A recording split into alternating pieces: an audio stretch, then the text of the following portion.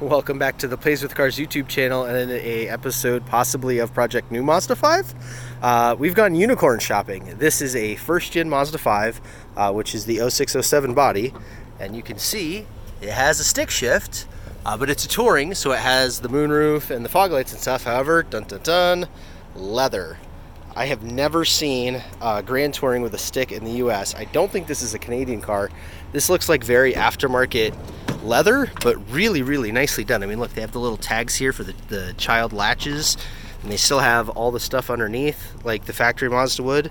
I mean, it's great stitching on it and stuff. It's really nice interior, and it's blue, which is like my favorite color interior.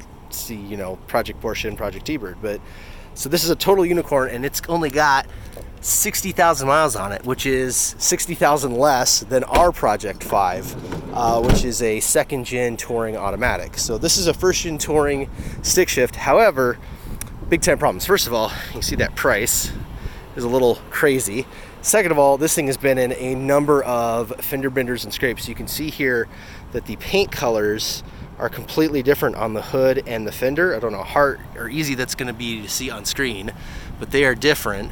And somebody has done really crappy touch-up work. If you catch this in the light, you can see all the overspray here on the hood, and it's everywhere. On top of the doors, here in the back is really bad. I mean, you've got like serious orange peel here, Bondo work, I don't even know what. Tail lights are kind of harried and stuff. And that's not the only stuff. Here on this side, there's a really nasty scratch that's actually a dent. You could see the indentation there. So long story, short story is, oh yeah, the big giant dent there too. It's smashing in. Oh, is there another one? Oh yeah, look at that.